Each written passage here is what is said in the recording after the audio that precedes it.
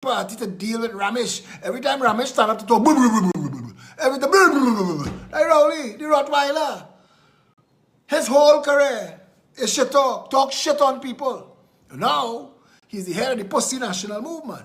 And as Chief Pussy, his lawyer, Michael Cominer, is suing David Naked, who is the most powerful name in politics right now. And a lot of people have not yet realized that we have an internationally acclaimed member of the House. But Rowley, no, the whole Pussy National Movement, aware of the power of David Naked. And whatever the lawsuit is for, maybe we read it later, maybe we don't. I want to touch on something because I don't want to say I'm glad David getting sued, but I'm glad somebody else besides me so that I could touch on this. Trinidad and Tobago's courts do not have jurisdiction over Facebook. And all of those lawsuits are wrong. I want to use the word fraudulent, but it's wrong. And they should all be thrown out of court. No Trinidad and Tobago judge, no Trinidad and Tobago court has jurisdiction over Facebook. Facebook is different to radio and TV like this. It's not based in Trinidad. If you could take a telescope and a real powerful telescope and read a billboard in New York City that say Fitzgerald Hines is a cat. Let's just say that that's what the billboards say. Fitzgerald Hines is a cat. It's in New York City. For Fitzgerald Hines to sue for being called a cat, he has to sue in New York City. Facebook is not based in Trinidad. So it is not Trinidad's court's jurisdiction. They're relying on a very loose translation of the telephone and something else, wireless act or something, where your internet connection is what is being used to say that you defame. But, and this is the most important but, that internet connection is not in Trinidad. This broadcast that I'm broadcasting to you right now, it's not in Trinidad. I am in Trinidad. But for you to see it, you have to pay Flow or Amplia or Digicel or B-Mobile or whoever to allow you to go to America and access a website based in America. It's not a broadcast. I am not beaming to your home. In fact, it's harder and harder to get people to find you. All the shenanigans being done on Facebook. But the point is, unlike CNC3 that just plagiarized my work, and I'm proud, I'm proud that CNC3 acknowledges that Philip Edward Alexander is the clear leader. And when Akash Samaru just did his latest video talking about murders and the murder rate in Trinidad and Tobago and compare it to New York City, the exact layout of a video I did about 5 years ago, I felt so proud. I feel so proud that CNC3 would acknowledge that how I approach story building, and I hope Basil Paris saw that even though the media are years and steps behind, they catch up. They catch up. And it is time to start respecting what we do on social media. Coming back to this, David Naked has access to international lawyers and international courts. David Naked needs to access that. David Naked needs to have his lawyers file a motion that Trinidad, because I don't have the funds for that. The UNC does. And if the UNC don't defend its starboy senator, David Naked should walk out. If the UNC don't send Ram Dean and Ram Logan and all of the Rams to defend David, David should walk out of the UNC. Because all the work he's doing is as a UNC senator. When his stocks are high, UNC benefits. Now that he has a difficulty, UNC has to stand by him.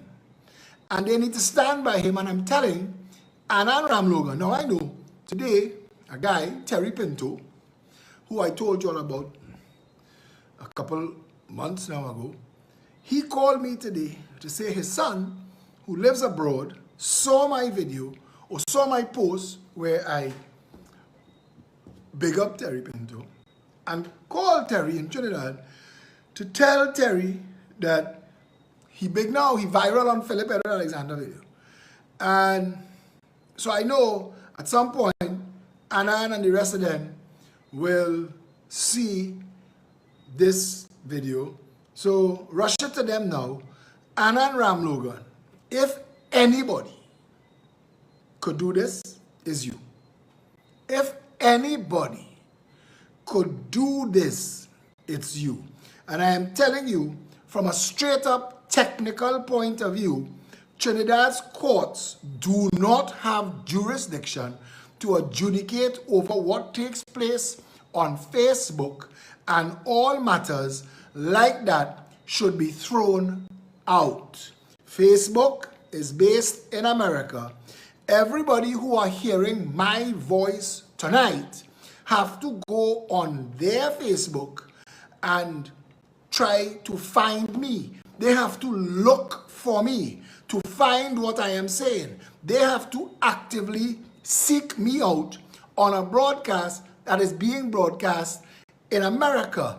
It comes down to the servers. Facebook has no servers in Trinidad. So even though this telephone or whatever wire is taking this to Facebook, the action is still in America. The defamation law is more than one person. I'm talking to nobody unless other people go to America too.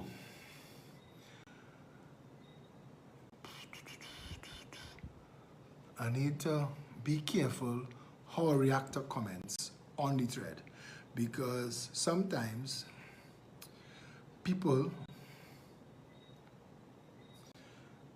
Satish want me to remind you all that the discount catalog is live.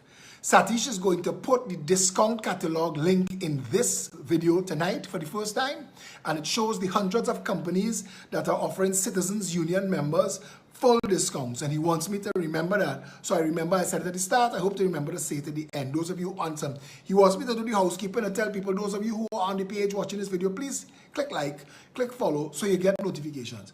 How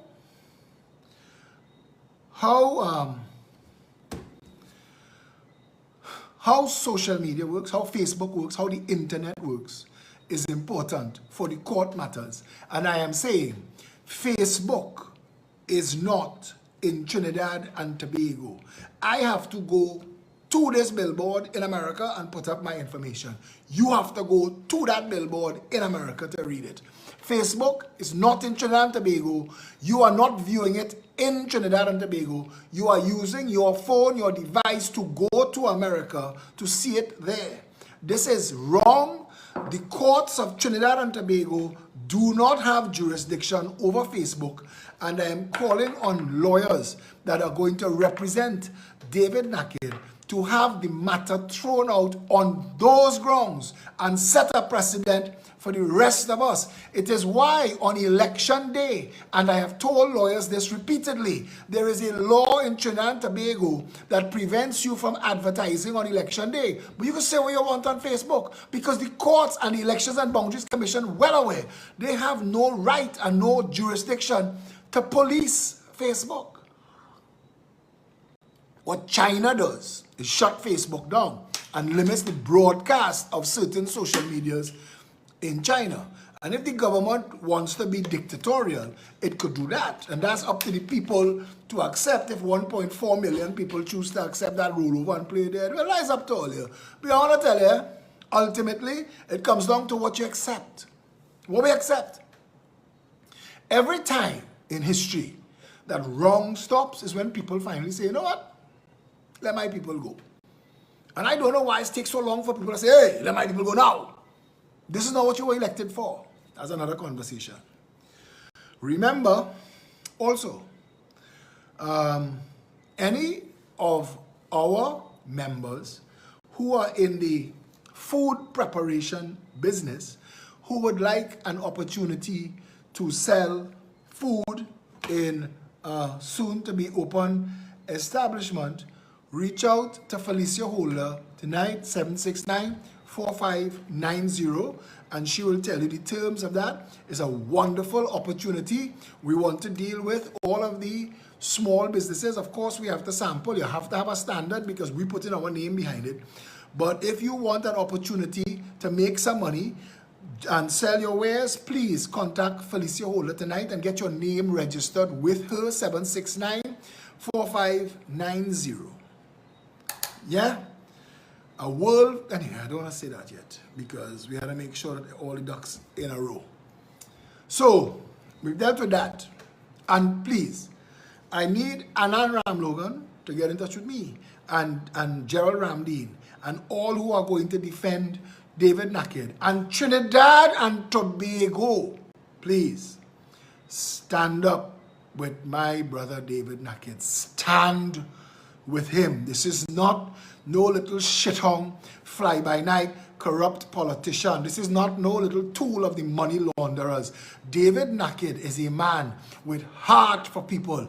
David Naked gave up international opportunities to come here and be part of the shit show, trying to fight for people who are not represented by any organization. The UNC does not represent the corridor, and the PNM doesn't represent the corridor. There are too many people suffering and starving in the corridor, and David Naked is trying to use political opportunity to fix it. And I'm saying to all of you, David Naked, stand with him. I stand with David Naked. I want to tell you why. Because I stood with Uvashi Tiwari Rupnarayan. She sent me a message 2 nights ago that the suspension has been lifted. Thank you very much, Philip. Thank you to all of the people who follow you and all of the people who stood with me. They rescinded it because they know that we were standing with her. People power. The truckers launched a protest and it impacted on construction opening back Monday. The taxi drivers mounted a protest, and this government wilts. They panic easily, very easily. 128,500 signatures on a petition. Send them packing into the parliament to write up a pepper spray law. We ain't done. Same 128,500. We will double it, brother. We come in. We come in with more democracy. We're going to make the democracy sing in Trinidad and Tobago. More democracy, not less, more. And we want some of these laws that you all have written struck off the books, and we want laws that are not on the books written. We want recall. We want to be able to fire non-performing members of parliament. That is a critical tool in the re-establishment of a democracy where Trinidad and its soon-to-be no longer sister island Tobago now stand. To the people of Tobago, don't let these donkeys ride on your back. Or they have more history than every other island in the Caribbean, all of us put together. Tobago is the oldest, strongest island in the Caribbean. Tobago have more history than every single island, possibly excepting Cuba. But Tobago is Trinidad's senior by 200 years. Tobago is a much more, it's an older country. Tobago has so much history that has been whitewashed by the colonials and Eric Williams and their bullshit, and Tobago needs to go back and teach its history. Tobago's history is rich, and they need to get back into that. Tobago, stop letting these donkeys ride your back. You have a lot of people in Trinidad who are supporting your right to freedom. It's time to let Tobago go. We are doing Tobago a disservice with that ampersand. If it's not Trinbago, if we couldn't find ourselves to be in one country, see how the United States become United States? Trinidad and Tobago, that ampersand, it always sounds like, yeah, them coming with me. They would be. Let them in tuna. Tobago needs to be Tobago. No ampersand. None.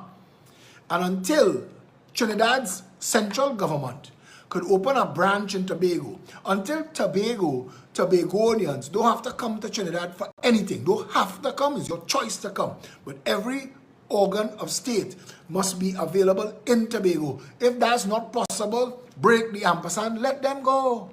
Let them go. We are treating them badly. Tobagonians have been abused by this relationship for too long.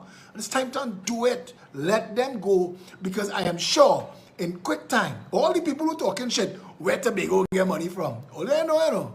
Tobago is a richer country than Trinidad. Tobago has more oil and more gas than Trinidad. Tobago have more fertile farmland than Trinidad. We have more land, but there's more fertile. There's more able to grow sugar and cocoa and pepper. Tobago will survive without us, you know. They will do well, they will thrive. It is time to respect the people of Tobago.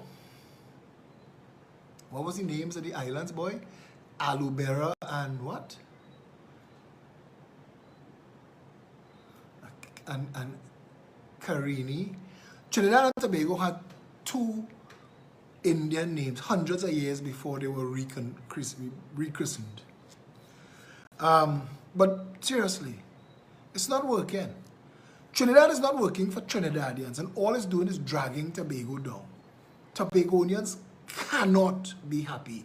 I talk about authentic Tobagonians, ancestral Tobagonians, generations of Tobagonians. Only please don't use the live tonight to talk shit now. Last night we talk shit, but tonight let me talk serious. We're dealing with serious issues. And I don't want to be deleting all your comments, so don't talk stupidness on the live. The next thing we have to talk about today is that press conference. And I want somebody, because I sent out a question on my massive WhatsApp. Massive, thousands of people get WhatsApps from me. I could send out 1, I could send out 100, I could send out 10,000. Massive. And I sent out a question, laundromat, question mark, and I got different answers. Somebody said that somebody in the cabinet heard that the people who laundering upset about how the government running this lockdown and forced them to, it caused Rowley to overreact and he opened laundries.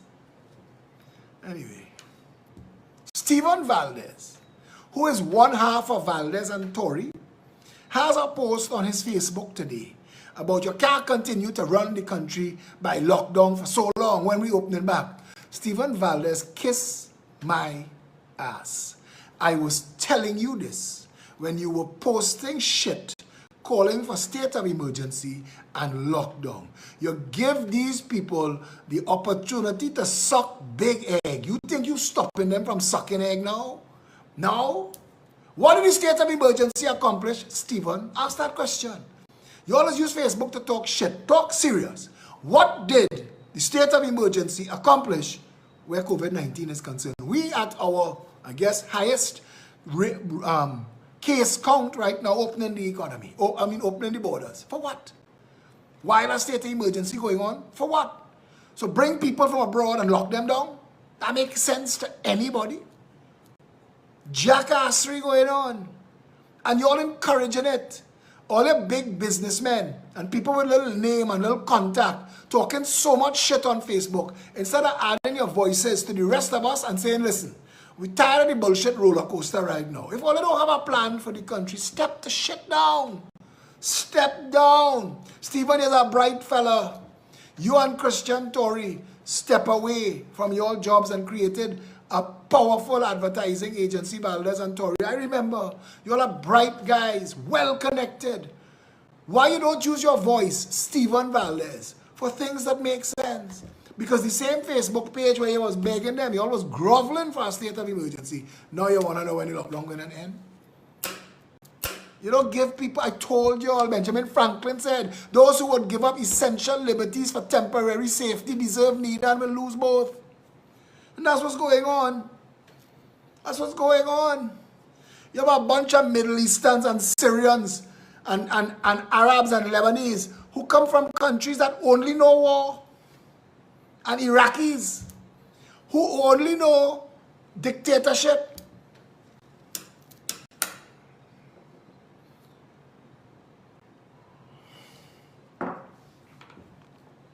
That's what you was begging, to take away your rights. Please.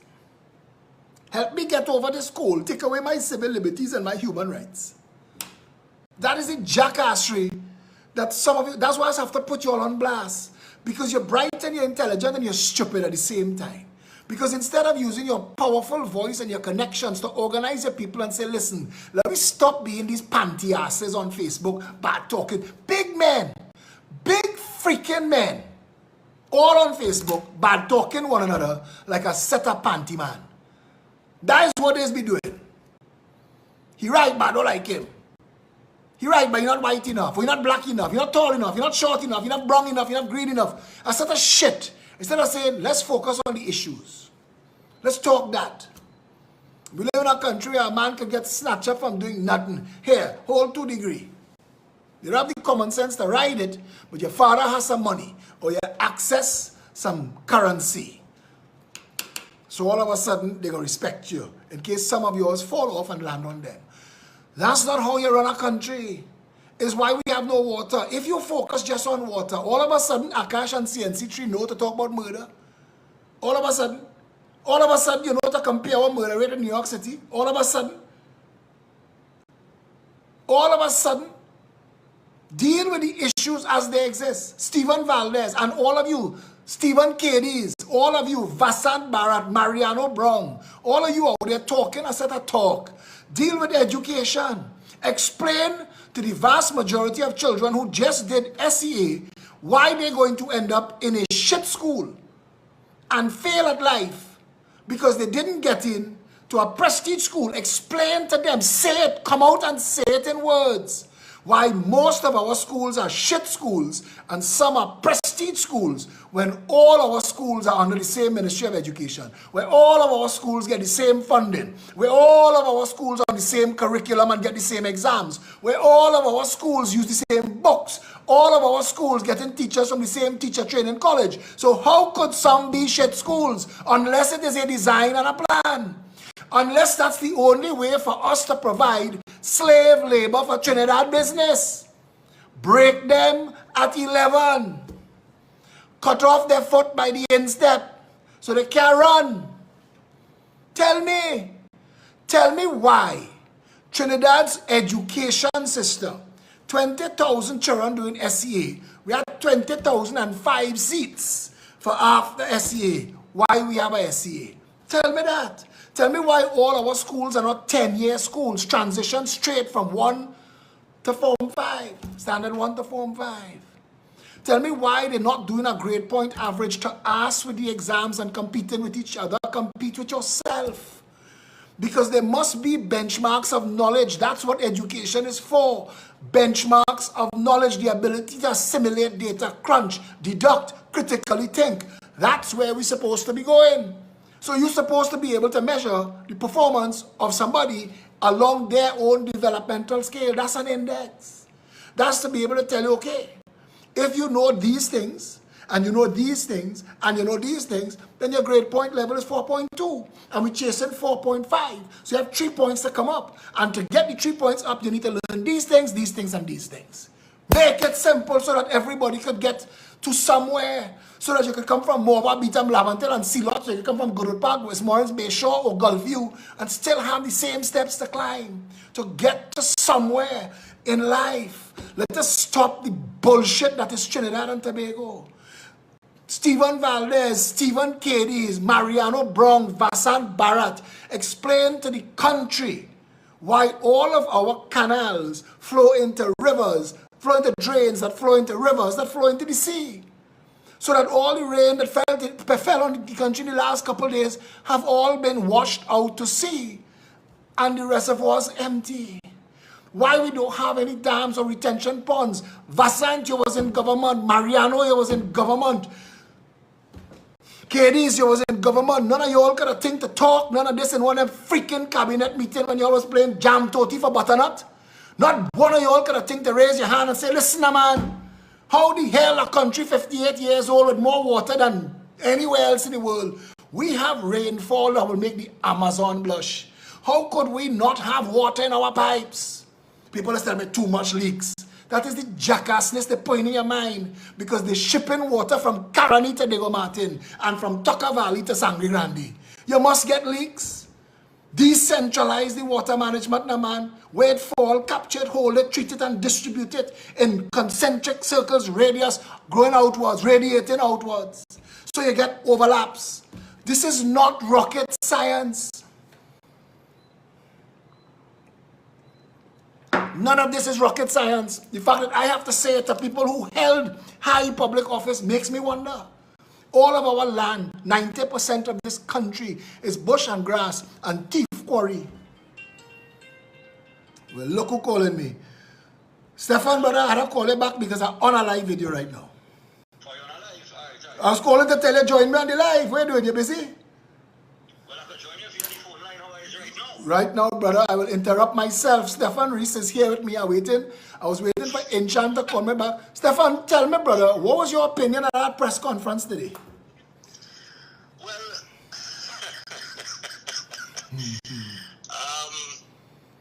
I could say bullshit. Brother, you could say what you want you on my video. Well, I mean, how they reach to the, how we get their laundromat? Is laundromat? Laundry services? Reopen? I don't know why laundromats are not carnival costumes. I don't know why. I mean, you could look for the stupidest things you could think of. Toy stores. Let's open toy stores. Laundromats of all the essential things that people say no home needing. They need a laundromat, boy. Well, maybe they need to wash money. I don't know. Is that if to wash something? Something need washing. My clothes. Something need washing. But you know what's interesting to me? The protocols for the reopening of the borders. Right? It's one thing I'm real confused about. Why does a fully vaccinated person need to do a PCR test to enter the country? Because it don't work. Because it doesn't work. You could be fully vaccinated with 9 shots and get the Delta variant, and there they find out that in Indonesia, they find out that in Israel. All of the people in Israel who have the Delta variant are fully vaccinated with Pfizer, partner. Yeah, I saw that. I read about that. I was reading about that. That was very interesting, and it seems like nobody paying attention to it. I mean, the biggest joke that we make is if you get vaccinated and I get vaccinated, my vaccination will make your vaccination work gooder. I mean, that makes no sense at all. It makes no sense at all. And people telling one another, you will get COVID, but you will get a lighter strain. So if you get a lighter strain, then why I have to bother to get vaccinated at all? You take your lighter strain. A lighter strain is what? What Rowley had? No, I make up my mind, you know. I mean, if I get COVID, I'll get COVID. I mean, I was doing an interview with Dr. Anand Chattergoon this week. That was on Thursday, right? And he's the former medical director for the San Fernando General Hospital. And he said straight, he said, listen, it is time for us to, with all the information that's available, that we start changing this narrative. He said, listen, if you get COVID, this is what they could go back, people could go back to breaking down Thursday morning when he interviewed Dr. Chattergoon, and they will hear him say this with his own mouth. He said, if you get COVID, do not go to the hospital. Stay home. Absolutely. He said, if you want, call me, 773-7838, and he gave his number about 5 times on the air. Wow. He said, the reality is that 1% of people, and this is coming from a man who has a record as one of the best doctors in the country in terms of ICU, intensive care treatment. But this is global numbers though, Stefan. I mean, we get this now that the only people who ending up dying are people who are obese or with serious comorbidities. But even then, you could save if you intercept the COVID-19 early o'clock and you get them on prophylaxis and you deal with it and you prevent it from spreading. We know all of this now. We know all this a year now. Why so many people dying in Trinidad, brother? No, well, you see, the thing is, right? Here we're going on, Philip. And people need to know this, right? And they could go on the WHO website and they could look if the doubting Thomas is amongst us. It is a known fact that once there is a treatment for any disease, you don't need to vaccinate. Vaccination is a last, like end of the bottom of the barrel pit. Not only that, and I just want to throw this in for you, right? People keep using the term herd immunity without understanding what they're saying by herd immunity. And what herd immunity means is that massive viruses have plagued, in fact, we had one we called the plague, the bubonic plague. Massive things have come upon the world over all of mankind's existence, and at some point we develop an immunity, and the greater number of us immune is the herd, and that is what kills the virus. Yeah. Correct. They're trying to vaccinate us to herd immunity. But what my brother is telling the world is you cannot vaccinate with a single system something that mutates. It doesn't work. This is a virus. This is a virus. It will bend corners to get around your vaccination. So, and that's what alpha, beta, gamma, delta, we run into the alphabet. Exactly. I actually heard your brother speak on several occasions. You should bring him on your show. I want to give you his number. Bring him on your show because you and him reading from the same Bible, brother. Yeah, I mean, I preach in Islam. I just take my knocks, you know. No. I just take my knocks. People say all kind of things. That's what leadership, that's the cost of leadership, Stefan, and you're a natural born leader. The position that you have taken on this has impressed me from the start. I realize, I say, that is a strong man, because to stand against the tide, brother, that takes a lot. Continue. Yeah, I make up my mind a long time. I even tell my bosses, I say, listen, I'm not going with the narrative. I going with the data. Numbers don't lie, people do. And when you look at these statistics, I mean, you know what killing me, you know what killing me, Philip, is, you know, you have a lot of educated, and I'm saying that, you know, educated people that are looking at these numbers, looking at these statistics, and they still buying into this fear-mongering that goes on. You know who you should interview? You should interview Ira Matur. She is so panicked. She is so panicked by COVID that she set aside her normal, rational, critical thinking mind. They've put so much fear. Now, my parents are elderly. My father, he have serious comorbidities. And my parents were panicked until my brother said, listen, I'm sending medication for y'all to, it's a protection, it's a shield. Just protect yourself. You just said it. We know now the things that protect people.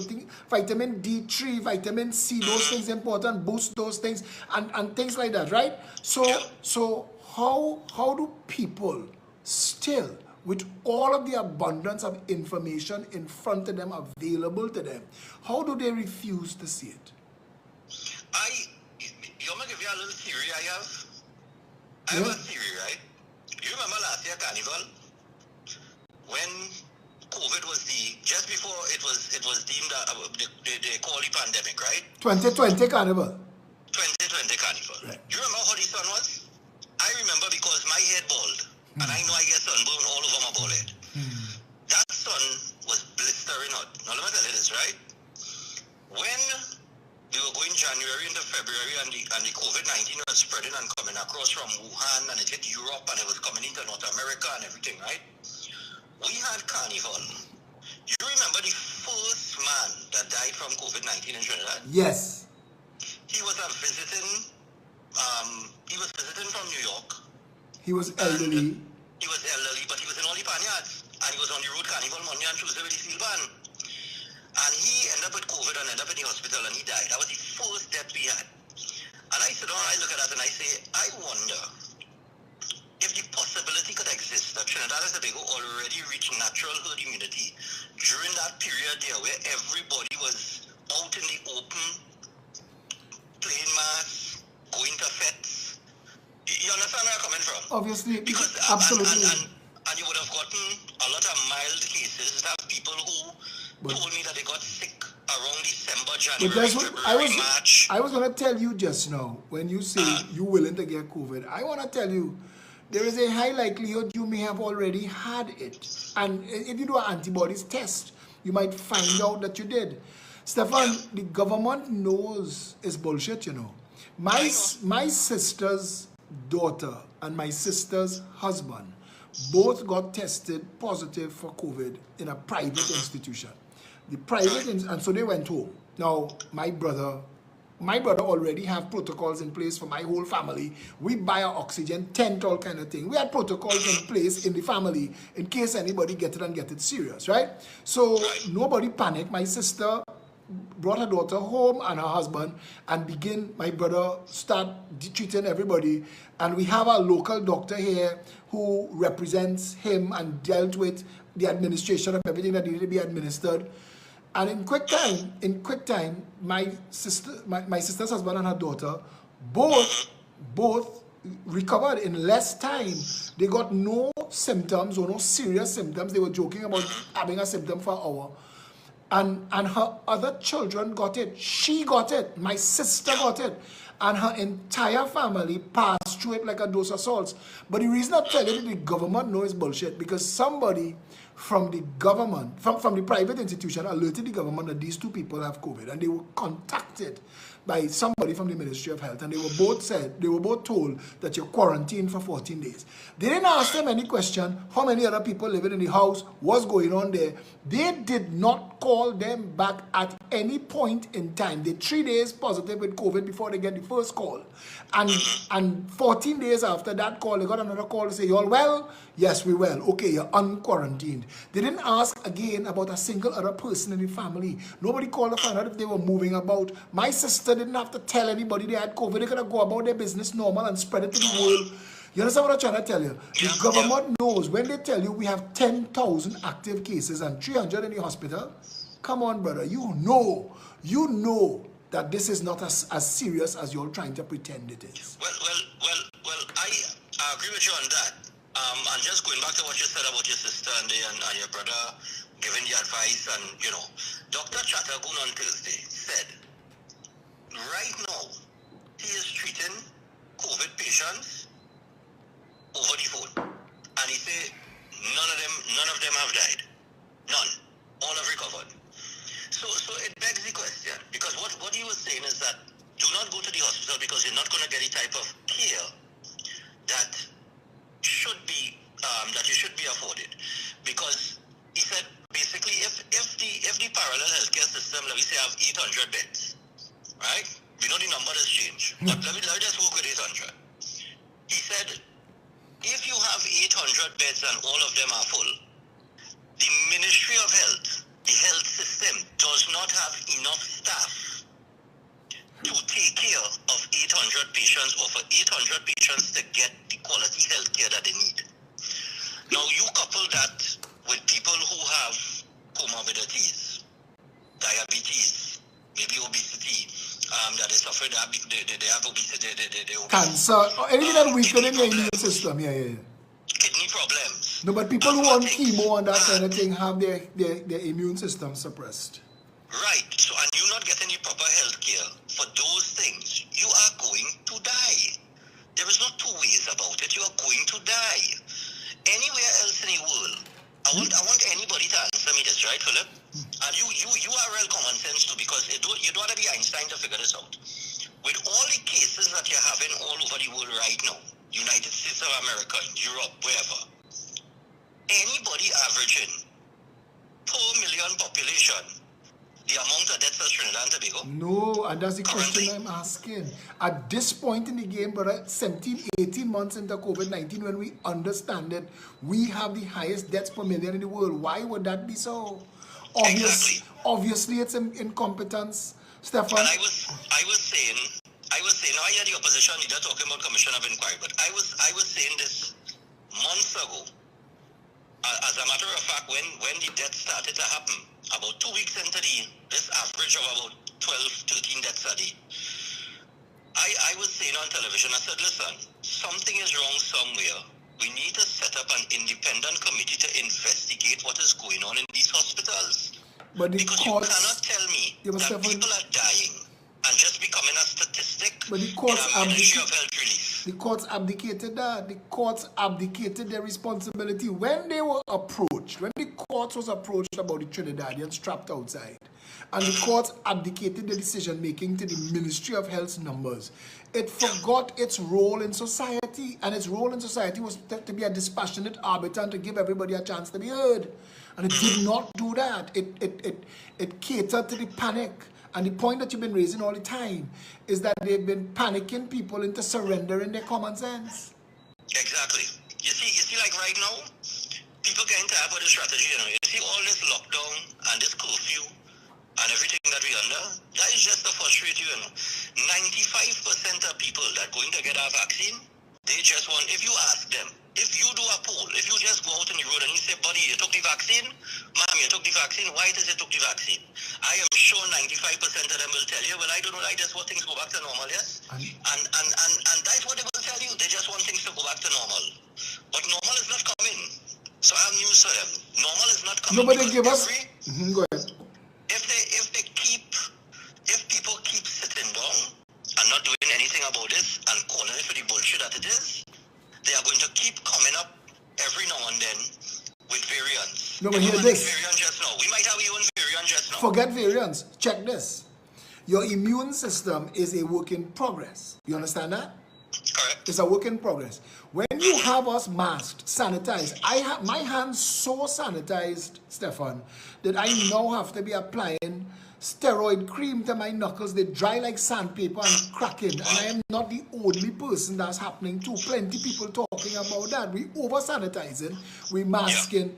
Now, you and me and all of us, we grew up getting colds, getting virus, getting measles, getting chicken pox, and your body, like a bodybuilder, develops itself to be able to deal with it. Next time this come along, it will beat it up.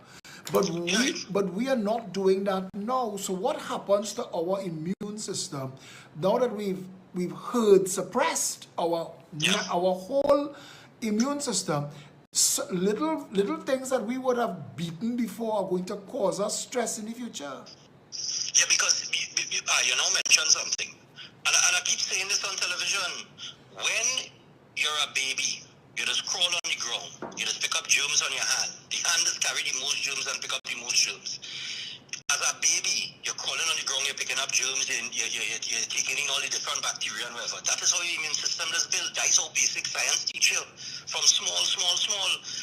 Now, the immune system is becoming a stranger to germs and bacteria. Exactly. Because, right. So here's the thing. I want to challenge any doctor to explain this to me, right? If 100 people get COVID, and 99 of them, because that's the percentage, that's right? the numbers. 99% of people will survive. It have a 99% survival rate. If 99 out of 100 people will recover from COVID-19, how do they recover if the immune system didn't know how to fight it? How do they recover? Exactly. I want a doctor to answer me that. But tell me go and take a vaccine so the vaccine could help my immune system to recognize the virus and then fight the virus. If 99 out of 100 people are going to recover, how they recover? The immune system have to be working, but not everybody immune system is the same. So some people might need a steroid, antibacterial medication, right? If it have a treatment for well, it's the progression. The different treatments like ivermectin and so on and so forth. The thing is the progression of COVID-19, right? What happens is, and what they've learned is, you could beat COVID or you could contain it. It is where you intercept it along the progression in its development, how worse it gets, right? But you were saying something just now, and it is an absolute fact, Stefan. People have to be aware that you have a natural ability to fight this thing. The people who are, and a lot of these numbers we're getting now, coincided with the start of this vaccination program. But I seen that from day one. Well, here it is. 18 days after they roll out the vaccination, we started to get spiked. Correct. And then we started to see reports from Bahrain, Seychelles, Indonesia, Singapore.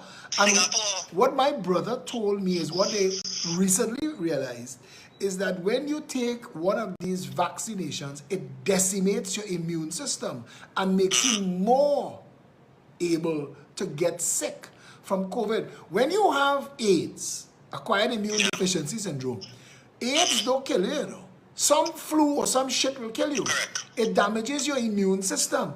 When you take this vaccine, it's like you have full-blown AIDS for about 2 weeks. You have no immune system. So any little COVID anywhere that your body would have normally destroy, throwing you on your back. And that's, it's like you have an army coming to invade you and you move your whole army out. Of course they're going to run amok. Where's your army? And that's what your immune system is, your body's army. And I want to put people on notice there. You see, as we talking about the vaccine and what the vaccine could do and can do and so on and so forth, there is a very divisive narrative taking place, and the Prime Minister is the chief culprit in it. He keeps promoting this saying that unvaccinated people are a danger to society. Make that make sense. People. Make that make sense. I just want people to understand that is not factual. But make it make sense. If you are vaccinated, my unvaccinated status can't affect you. You're in a better position than me. Exactly. The only thing I could be a threat to is myself or the healthcare system. I could never be a threat to you if you fully vaccinated. Let's talk about the healthcare system and that flattening the curve, because this is another one of the narratives that they keep telling us. This woman, Abdul Richards, her job is to keep counting beds. You're counting beds. Why are we not ordering more beds? Why are we not buying more beds? Where the money that we're spending on COVID? We have so many places right now in this lockdown. So many church, so many schools, so many cinema, so many stadium. You could turn any of those things. You realize that we have enough schools in this country to house 200,000 children. That's how much children is in our school system at any given time. 200,000. Okay? We will never come close to that as cases. Use the schools. Use the schools. Why are we bringing in beds? You don't need fancy bed, raise your head, raise your foot beds. Just beds. All you need is beds from standards, beds from courts, martial law the beds. I just say. Philip, let me tell you something. You know this and I know this. Their job is to make everything they do seem like a hard task. Because if they simplify it, then they can't justify the amount of millions they're spending or whoever they're thieving and whoever getting kickback. I got a letter this week. You're talking about the healthcare system? I got a letter this week. One of my viewers wrote me, their sister have breast cancer, and she's been going to the St. James Infirmary. And apparently, she needs radiotherapy, right? And the machine down. Yeah, this, The machine down, and she was told, the machine down months now, and she was told that they cannot tell her when she could get the therapy because they don't know when the machine will be fixed. You know how much I fix the machine? You know how much of the part to fix the machine? Tell me. $30,000. $30,000 is the cost of the part to fix the machine so that cancer patients could get radiotherapy down in the St. James Infirmary. $30,000. Now, now for all the people who just say, we just pound the government, and we just pound the government. When you get stories like that, good? When people writing you and giving you that information and asking you to make noise about it so that something could be done, it's not just for the betterment of that one individual, you know. It's for the betterment of thousands of patients in Trinidad and Tobago who have to depend on the St. James Infirmary to go down there and get radiotherapy, right? When we make noise about that, it's because it is ridiculous to tell me that we just spent $18 billion in 15 months and we don't have $30,000 to buy a part to fix our machine. Come on, man, Stefan, we spent $5 billion on public health every year. $5,000 million. How is it? I mean, it's like the video I did today with the cars. We're doing the same shit. I have a friend telling me the same thing they're doing with the cars, Philip. They're doing it with the equipment in the hospital. They have their people, a bulb blow, take out the whole $2 million piece of equipment and bring in a new one because the bulb blow. Correct. Stefan, you remember when the Prime Minister swore that he had COVID? When he said he had COVID, and he was in Tobago, and then the Ministry of Communication, the Minister of Communication put out a release stating that he went to the hospital for MRI. I think he was to go on to an MRI, only to find out that the MRI machine down for months, and then they changed it, and they said, no, it was not MRI, it was a CT scan. So the MRI machine in the Scarborough Hospital, down for months, and they are no shame. You see, Prime Minister, and all they put out that information, not knowing that the MRI machine is down in the hospital.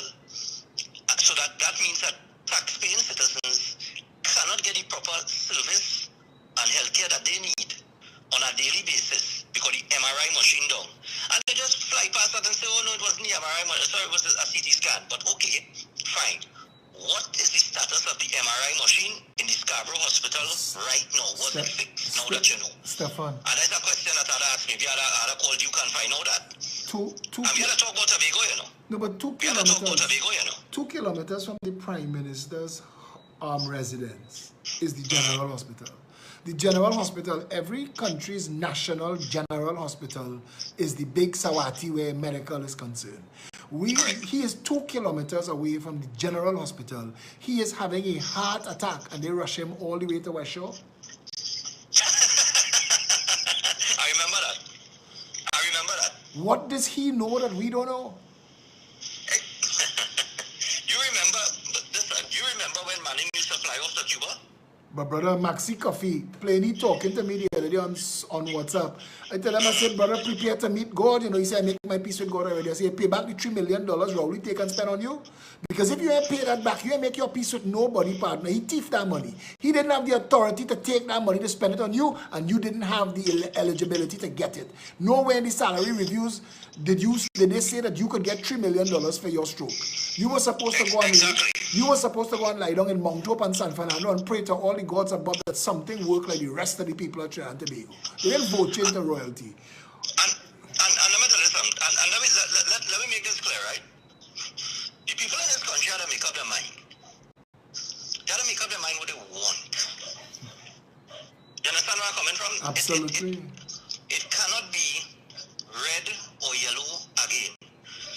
Forget red and yellow. You have to make up your mind as a citizen of Trinidad and Tobago what you want. To want better, Stefan. To want better for your children. To want better for your father and your mother and your sister and your brother. Even if you dotish and you want shit for yourself, want better for the people that you love. Correct.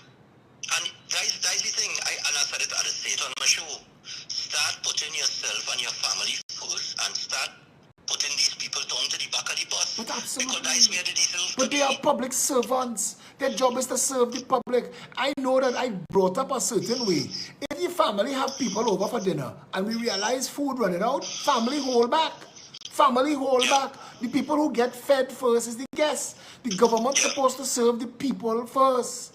Maxi and Rowley getting treatment that the public's supposed to be getting. Every little poor old lady from Morvan, Beetham, Lavantil and Silots, them supposed to get it first, not the government.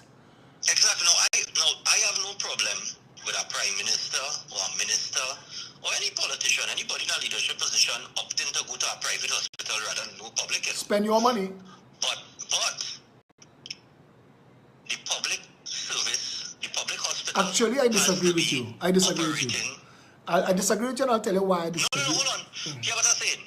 The public hospital should be operating as a first-class hospital. If the citizens get any type of healthcare, a high standard of healthcare at the public hospitals, if you as the Prime Minister opt to go private, or you as a minister opt to go private and not public, me have no problem with that. I'll tell you why. System running, partner. Let me tell you why I disagree with you. Because you won't get it to run. Because they have options. If you make it law that every government official and their family must use public health will be bristling. Because they know they have no choice but to go there. You understand? So they will make it work.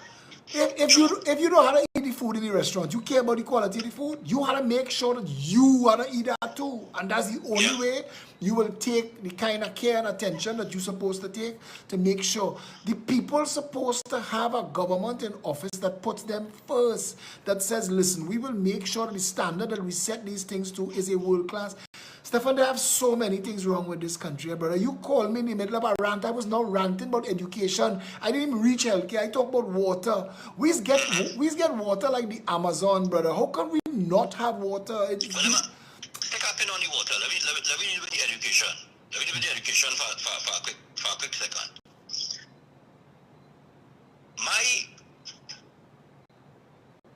A little youth man, right? In secondary school. So, and that term reach and whatever and ting. So I talking to him the other day because you know picky subjects to go into Form 4, right? And he's telling me, he said, boy, this online learning thing ain't working out, you know. I said, why? He said, because the teacher's absent a lot of the times and they're just sending the work for you. So they have no hands-on approach like in the traditional sense of education, right? A reporter asked the Prime Minister a couple of weeks ago in the press conference. He said to have about 2,000 children, and I feel it's more, that drop out of the education system during the pandemic. Has to be more. Right? It has to be more.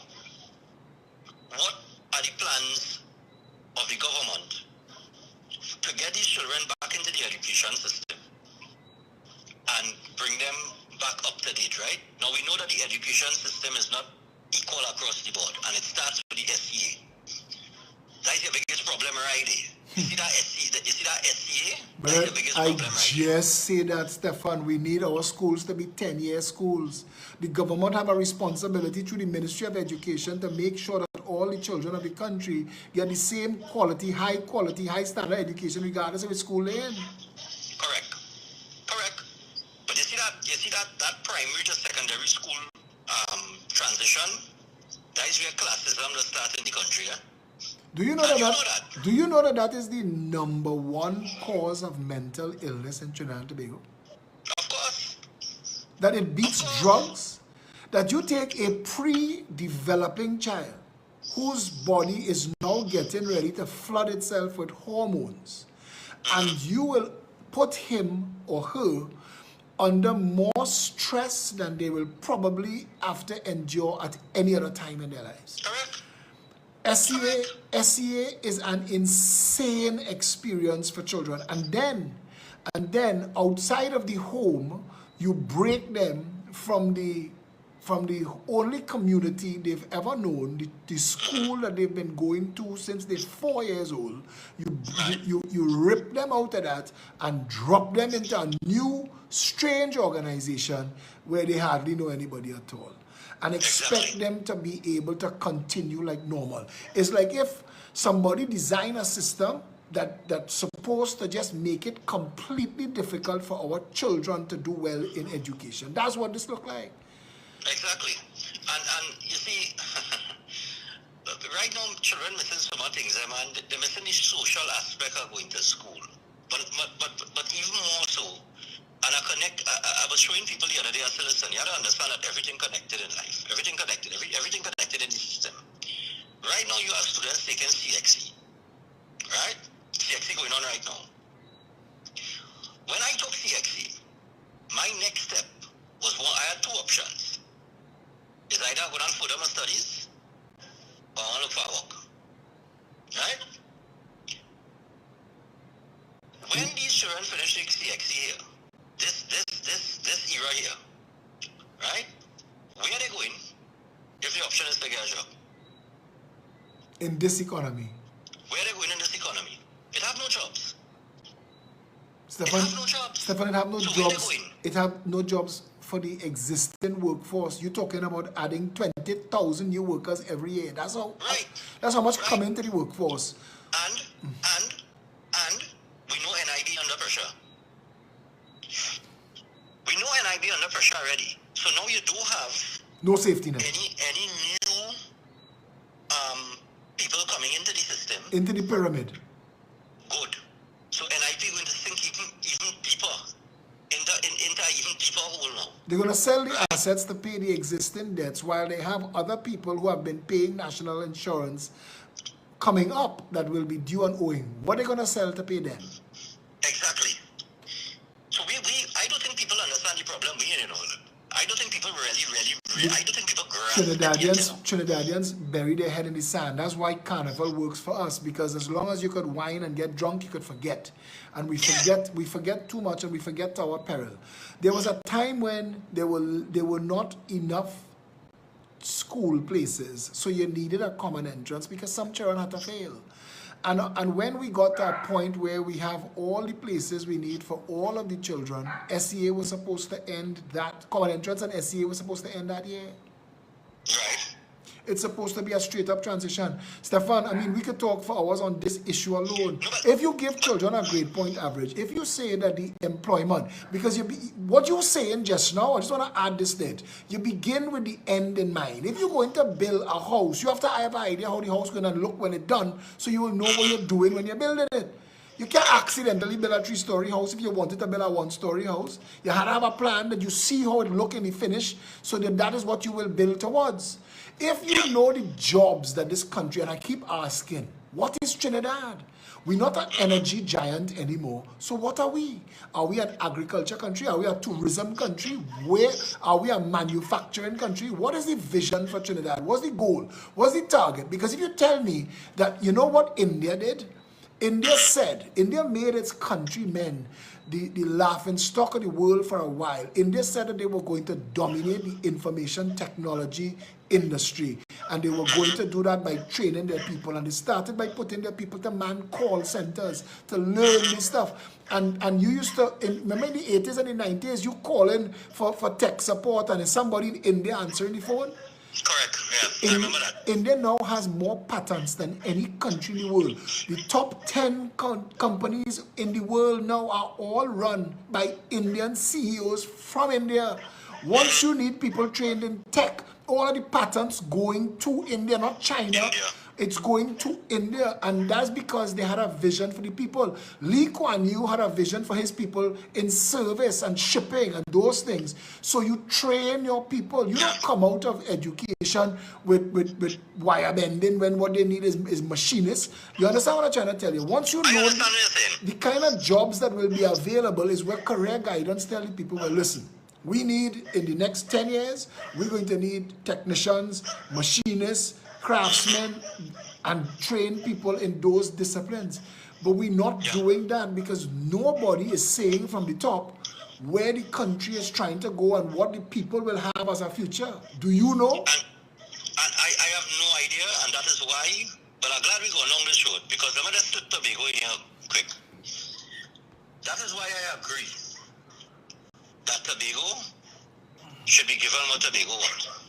Tobago, it's about time Tobago just we set them free. Well, if you press this video, before you came on to this video, everything that you are saying now is what I said before, you know. Everything you touch on and everything you've said so far as you started, people going and think that you was watching the live and you come on to repeat what I say. Because we saying this. No, but no, I know you didn't. By telling you, I agree. I just want to let you know I agree 100%. Tobago. I was telling people earlier, Tobago have 400 years more history than Trinidad. Tobago is a senior country to Trinidad. Let me tell you something. You might not, I don't know, you might not see the interview I did with Watson Duke on Friday. I did not, but I'll go and look for it now. Well, let me tell you something. You see Watson Duke? I have a different respect for Watson Duke right now.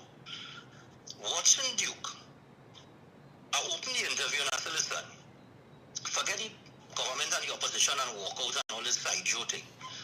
Let me find out what the people of Tobago want and why all they want it. I said, Mr. Duke, you said recently that Trinidad does not understand the history of Tobago. What is the history of Tobago? Because I and all didn't know, right? And Watson Duke started from way back when in 18 or 17, whenever, and come straight up the road. And when Watson Duke was finished explaining the history of Tobago, and I think in 1889, Tobago was made a ward at Trinidad and that kind of thing. But he went through the whole history, right? He went through riots and things that take place and everything. And you know what I realized? And I don't think many people in Trinidad realize this. When we wanted independence from the British, from the Crown, right? We got our independence, correct? Yeah. Right. But we are doing to Tobago what the British was doing to Trinidad. Absolutely. So we were set free, and Tobago was put under Stefan, I said earlier tonight on this live video, that ampersand, Trinidad and Tobago, is what is killing Tobago. Tobago is not an equal partner in this relationship. It is Trinidad. It is Trinidad and Tobago. That is exactly what Watson Duke said. He said it's not equal. It's not an equal partner. We as Tobagonians, we want autonomy because we want to decide we want to chart our course for Tobago.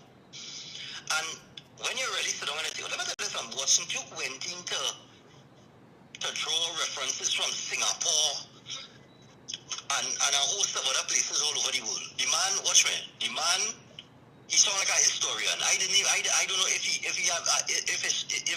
a historian, if he's a historian or not, but if that is one of his qualifications. But the man went through the history, brother. When Watson Duke finished talk, I get hundreds of messages on my phone with people telling me, Stefan, after hearing Watson Duke, I now understand Tobago. I now understand what the people, the struggle the people in Tobago going through. And Watson Duke drew a few references. He said, imagine in 1990, because it's Trinidad and Tobago, right? In 1990, there are coup in Trinidad. There are state of emergency and curfew. Nothing happened in Tobago, you know. But Tobago was under curfew and state of emergency too. Right? but what took place was in Trinidad. He said with all due respect to the Indian community, I have a lot of respect for the Indian community. He said, but imagine in Tobago we celebrating Indian Arrival Day. And it's just simple things like no, that. but it has to be, and you know what's the problem with Trinidadians? And I'm saying this not Tobagonians. The problem with Trinidadians is we don't chew our food before we swallow, you know. We don't stop to understand the nature of things. So when you're saying these things, and if it's fashionable right now, they'll grab it right now and walk with it for now. So these are things that we should have been taught in school. The Dutch was fighting over Tobago since the 16th century. We should know that Venezuela was discovered with the search for salt when Britain and Spain went to war on the Orion Lagoon is what brought Europe into the Caribbean. Yeah. And things like that, we should know a connection. We should know those things. And when you look at the island of Tobago, right? When you look at Tobago, Philip, use a manual URL vision. So when you look at Tobago, I always say this, and I've been to Tobago once, ever. I went to a harvest, Bell Garden harvest, a brethren take me up there. That was must be about 5 or 6 years ago. Once I ever went to Tobago. Once. As a big man. I probably went as a child. I know. Tobago should be the jewel of the Caribbean. Absolutely. In terms of tourist destination. Absolutely. The potential. Stefan. The potential that Tobago has. Stefan, Tobago has things. You see how we talk about Trinidad Pitch Lake? Yeah. In tourism, Tobago has things that nowhere else, no Bali, nowhere else on the planet, Bermuda, no Virgin Islands, nowhere in the world. You see that nylon pool? Yeah. If that nylon pool had exist in any other tropical destination, it'll be the cover of National Geographic. Correct. We had the largest brain coral on the planet. Yeah. Understand that we destroy Bucco Reef because the boatmen nobody stopped to tell them that the anchor that you're dragging for your glass bottom boat destroying what you're bringing people to see. There was nobody to teach them that. Tobago have Robinson Crusoe history. Tobago has the oldest old-growth forest in the world. Do you know that the law that protects Yellowstone Park in America was drafted based on the law that was written to protect Tobago's forest? No, I did not know that. Tobago has so much history, brother, and it is unfair to Tobago that they are shackled. You are absolutely spot on. The Pigeon Point Jetty, this is the last thing I want to tell you. The Pigeon Point Jetty, with that little hut on the end, has become the international symbol for a tropical vacation. You know that? That little image of that jetty with that hut on the end. Tobago has so much, boys, so much. Yeah. And it is just squandermania and mismanagement. Have the people of Tobago. Tobagonians should be some of the wealthiest people in the world. In the world. Tobago could, right now, Tobago could be parking up 20 and 30 cruise ships. They have so much to see in Tobago. I recommend to people, I did this once. I recommend this, I tell people all the time. Go to Tobago, pick up the map that they have in the front desk at any hotel, and drive and see everything they have on that map. And you will see along the way how incredible. There are fields of lavender flowers in Tobago. I don't see that nowhere in Trinidad. I mean, I haven't been back for about 5 years. But Tobago is so beautiful. And it's not an understatement to say Trinidad and Tobago are the only islands outside of the hurricane belt. Tobago in it a little bit more than Trinidad. But Tobago is still safe because we're on the southern border of the hurricane belt. That means for a hurricane to hit Tobago, it had to be big early and it had to be trending low in its journey north. You know, all these things you touch on, Stefan, is exactly why this country needs a new political movement without recycled politicians, people with a vision. You need to bring people with a vision for public health that can enunciate what our public health could be, what our public transportation could be. What we don't. That's an mess. That's an mess. Public transportation. Did we not mention it? Yeah. Yeah, that's an mess too. But before we go anywhere else, just briefly here on Tobago, and what we now talk about, right? Today, in the press conference, you heard what the Prime Minister said about unvaccinated people entering the country, right? Yep. Tourists. Yeah. Good. And he has made it clear that no unvaccinated person is going, no tourist, no unvaccinated tourist, visitor, wherever you want to term it, can come to Tobago. That shouldn't be a decision made by the Prime Minister of Trinidad. That should be a decision that Tobago is supposed to be able to make. And Tobago is supposed to be able to make that decision based on their competence to manage any situation coming into the country, especially where the last 15 months, being an island dependent on that tourism, that they have been, the hotels under pressure, the restaurants under pressure. Well, in Trinidad too. You know, in Trinidad and Tobago, but they solely survive on tourism, domestic tourism, international tourism, you name it, whatever kind of tourism, that is Tobago. Yeah, but Barbados raping Tobago waters, Tobago's fishermen, Tobago's fisheries is some of the best. Tobago have flying fish, you know, people don't know that. Tobago have natural gas, Tobago have oil, Tobago in wind farms alone, Tobago could generate enough electricity to run the entire business community for free. Tobago, it is not an understatement to say that Tobago is, and you said it earlier, and when you were going to touch on, and we had shift, when you were going to touch on public health in Tobago, what did we spend that $1 billion on that Scarborough Hospital? What did we get for that?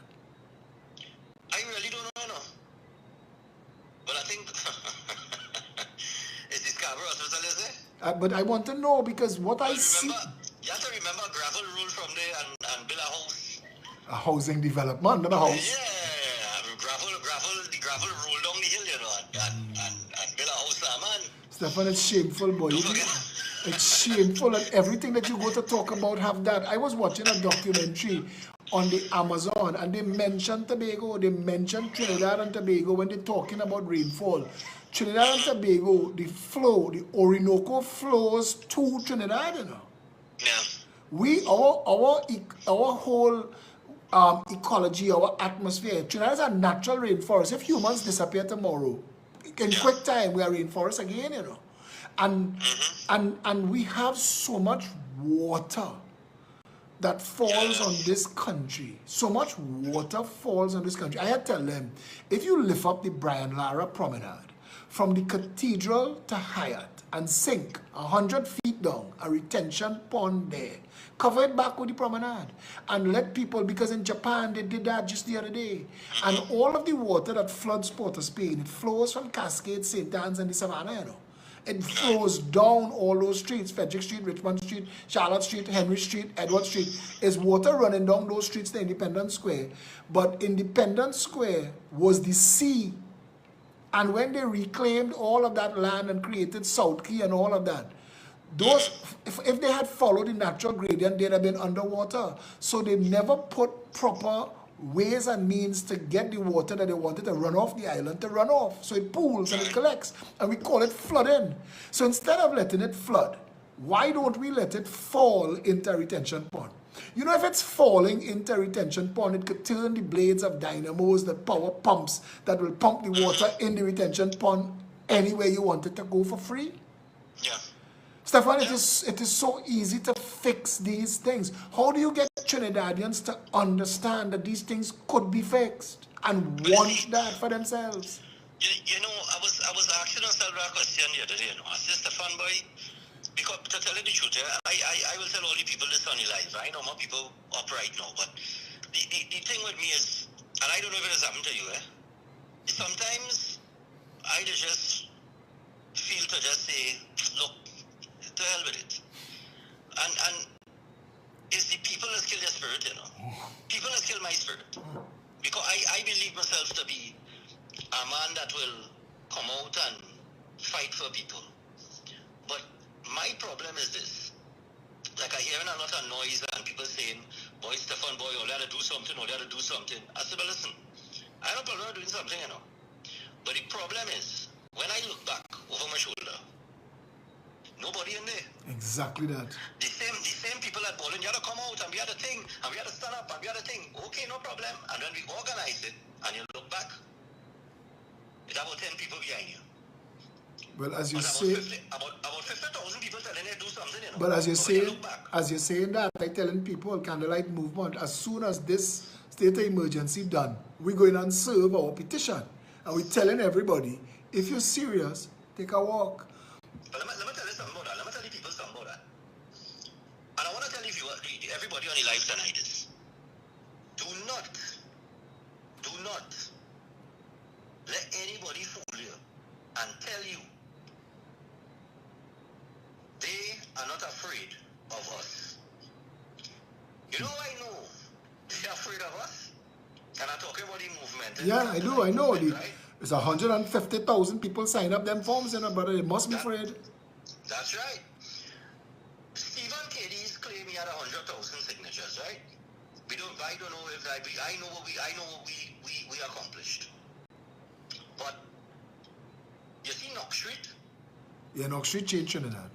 You see when they look out that Parliament window? No, Knox Street Well, it was changed. in the Red House that night. I think it was in the Red House. Yeah, there was in the Red House. There was in the Red House. You see when they look out that Parliament window, and they see all them people in Knox Street? But not all up on the Hall of Justice steps, boy. It was crowds. Stefan. I remember. You remember that? Yeah. Stop the newscast, the report on it. Yeah. Good. Stefan, if we had continued, if they didn't have no COVID, by the time we reach South, that'd be 10,000 people in that car park, you know. South was balling for us to come South, you know. The people of South. Yeah. That by the time they shut us down. But I'm saying to you, if they didn't shut us down, by the time we had reached South, it would have been madness. Yeah, because people don't know, people really don't know, and I want to make it clear for people. All who feel, well, boy, this thing that's been up on it, let me tell you something. Patience. We ain't going nowhere. Patience. Tell them we ain't going nowhere. Stefan, tell them we ain't going nowhere. Let them hear you. We ain't going anywhere. We ain't going nowhere. We ain't going Patience nowhere. is priceless, and look what you get. I mean, you get water down. Well, I mean, it wasn't really water down, but at least they bring the pepper spray bill. It could have been improved in terms of the toxicity and that kind of thing. I find it should be the maximum toxicity, because you want the idea of the pepper spray is to stop the attacker. So at a lower toxicity, I don't know if a woman uses the pepper spray, if the attacker could still come at them, because it's not as effective as the higher toxicity. Let me tell you something. And it could make it a little easier, you know. You ever experienced pepper spray? No. Somebody give me a homemade pepper spray in Chaguanas. And I was supposed to get it out for people for consultation and stuff. But then the whole COVID and the state emergency, all that shit came. So I say, you know what?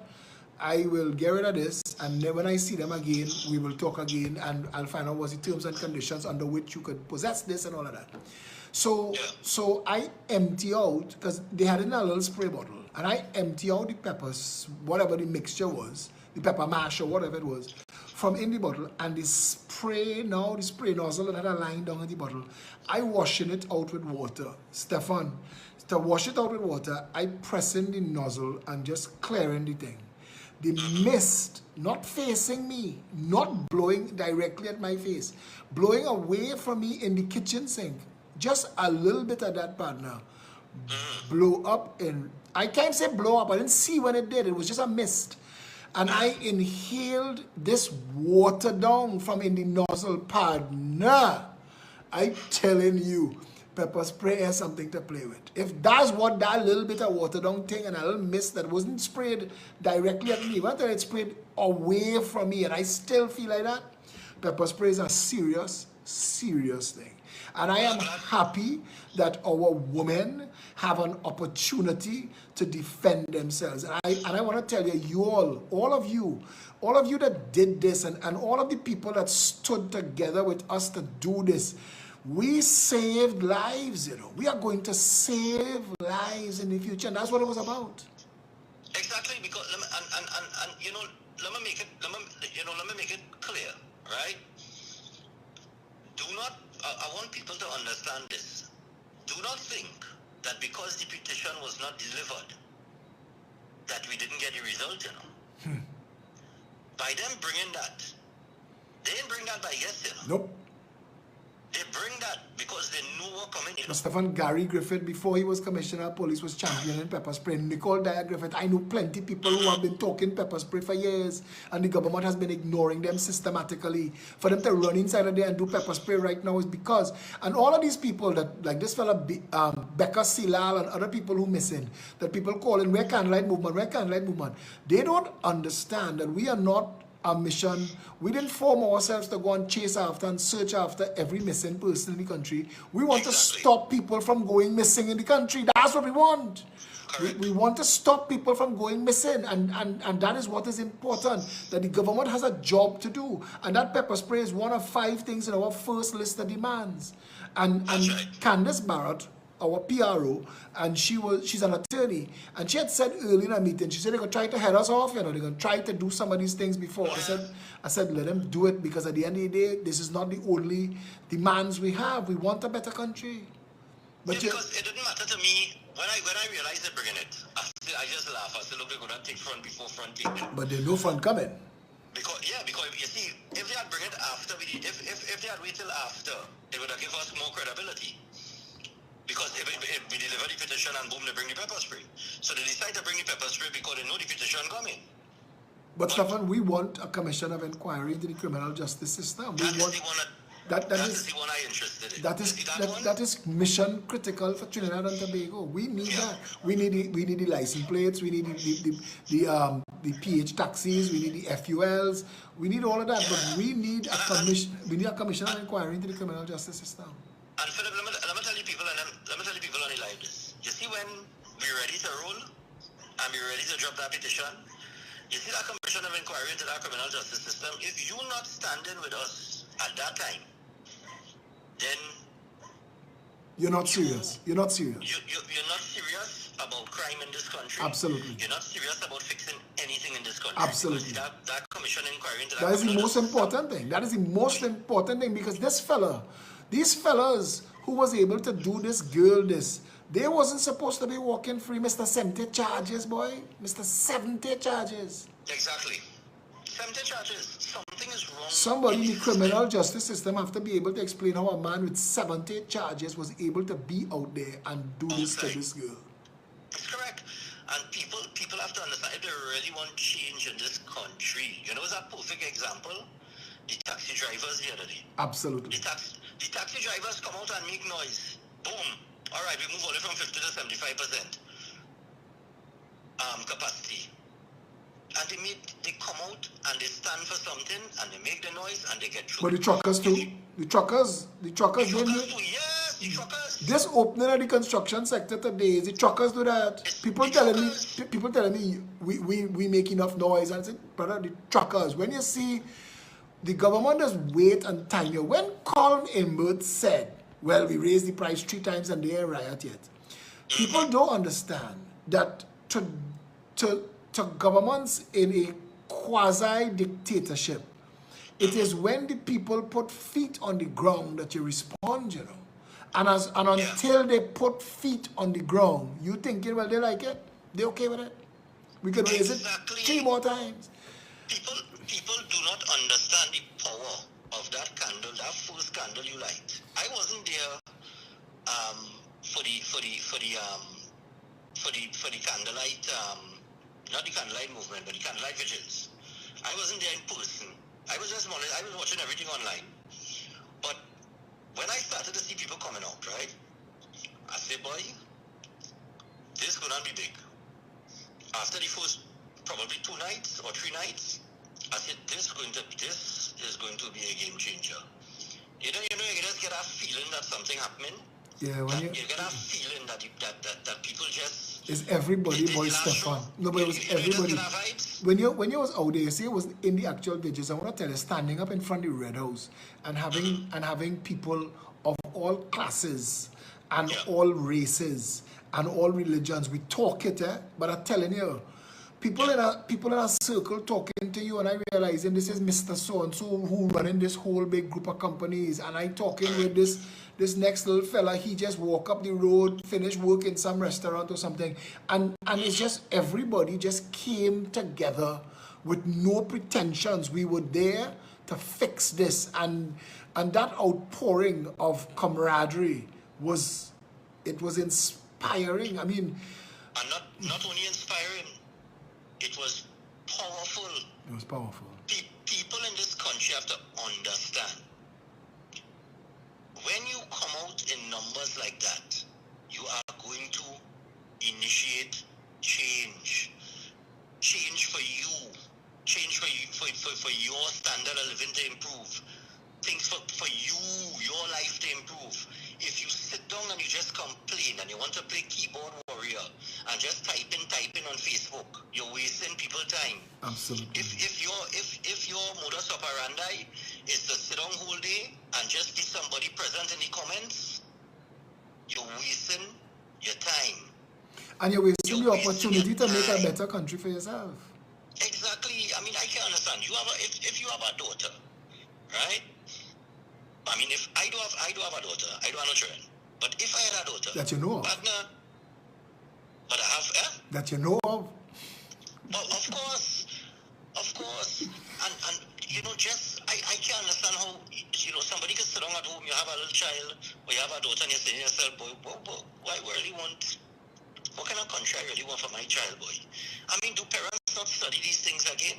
It's not what you want for your child, It's what kind of country you want your child to grow up in. Because we feel like we will be here forever.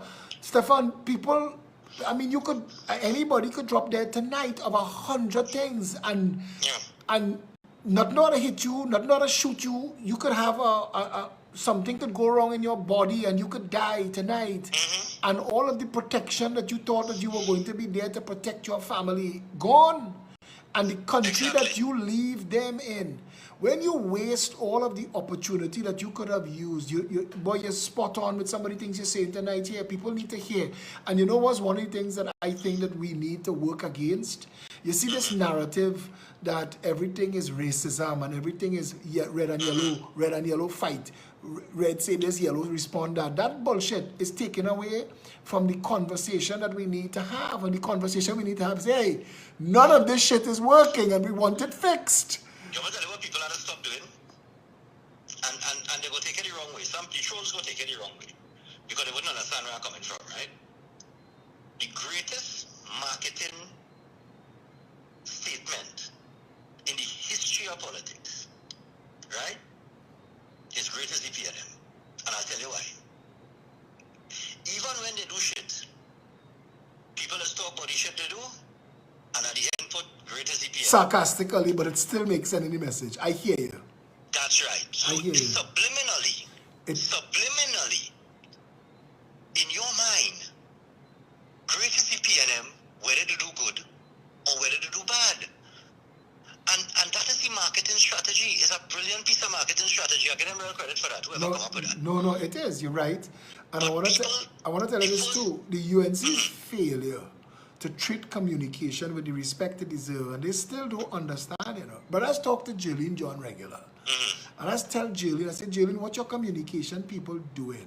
Pushing people away from you. It's not pulling people in.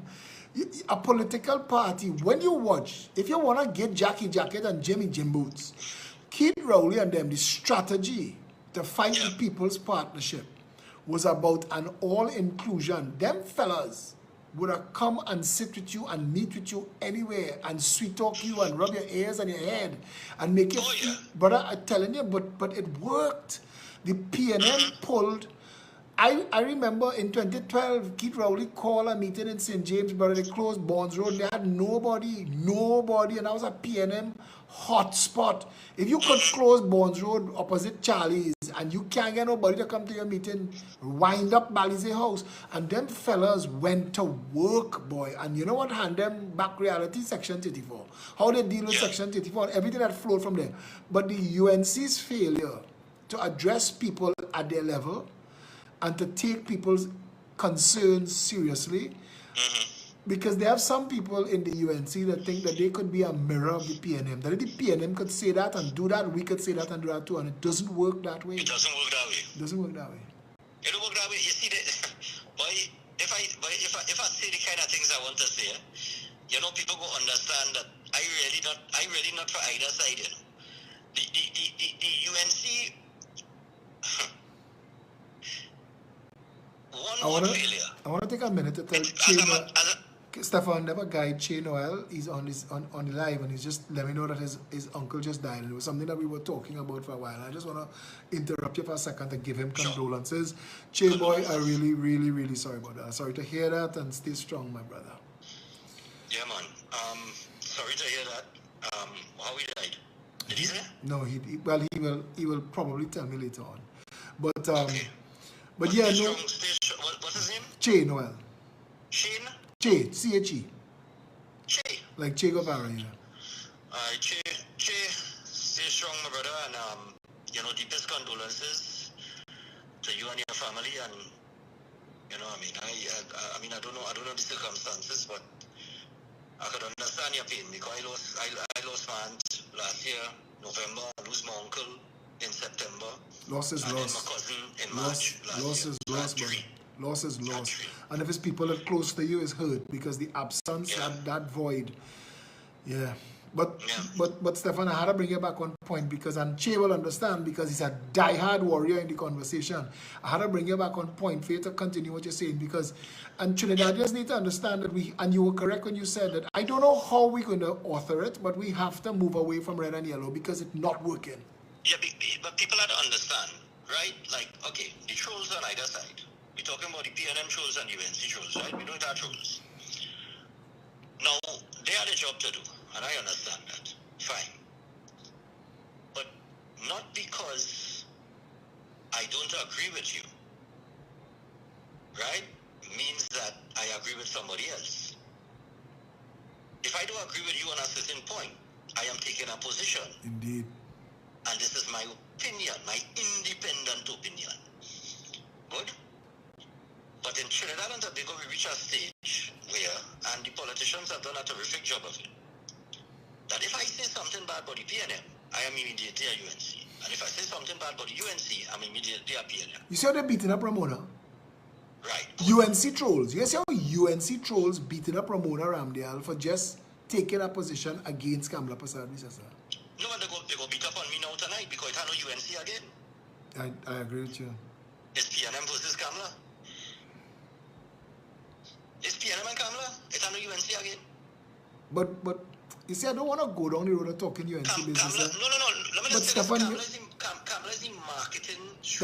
That's all the marketing, Kamala. And it's failing. It's failing badly because she's not strong. That's right. She can't speak off the cuff. None of her people can, with the exception of Rudal Monilal. The rest of them show up and read. And if you have to read, then that means you have to prepare. That means this is not something you believe. You're not convicted of this. You are preparing a statement. This is a sermon. That is different to you having a conversation with me. Yeah. Yeah, that's true. And it's going to continue to fail. And until they wake up from the deep sleep that they're in, they're going to lose about the next 4 or 5 elections. You give people plenty hope tonight, though. You said some things tonight that people are going to walk away from this Twitter.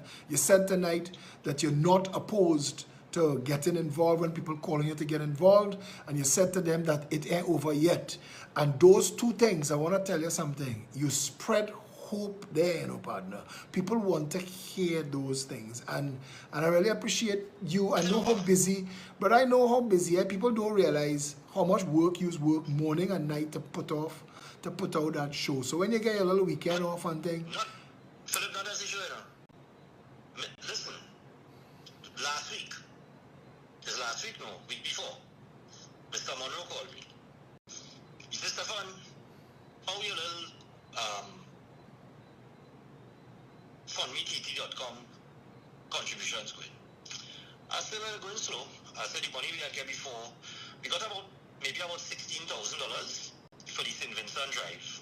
And I take all, we buy goods, we send over about a boat and a half. We load up a boat and a half then. No matter that way. So we fill a whole boat and a half a boat on one boat. Right? Well done. And we went over there. Right now in the process of building 27 houses in St. Vincent through wow. A partnership with somebody, right? Because I know people on the ground in St. Vincent because I go across there for the carnival and thing and promote the carnival for them. So I'm familiar with the place and the guy wants to do it and I said, okay, no problem, I'll make the connections here and you work on it. And so they send over a team to deal with that and thing in the coming weeks when the borders open, right? Well done.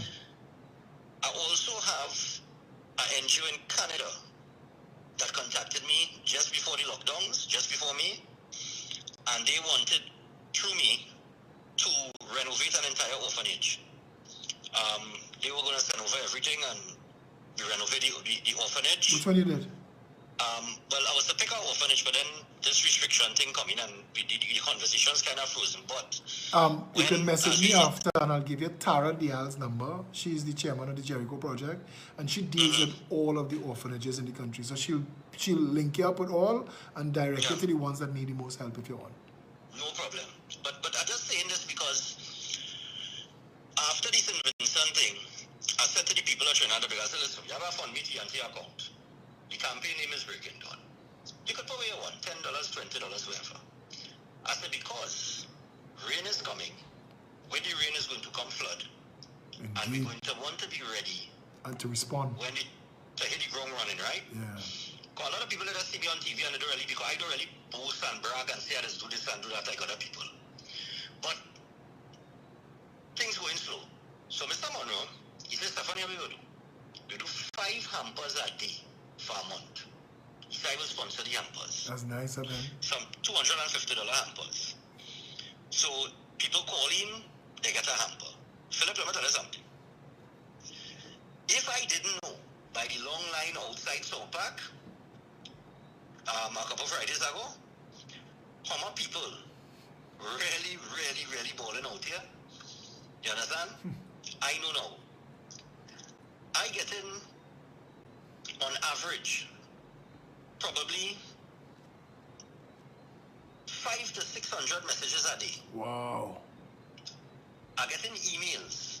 No, from I the get time, message in the inbox on the STV Breaking Dawn from the Facebook time page. people know you're feeding people, brother, people hungry outside here, People partner. balling, Philip. People balling. And I was going to tell you, you need to bring Felicia on your show next week and talk about that because we have written Red Cross, we write USAID, we write the European Union begging for food, to give to organizations like yours.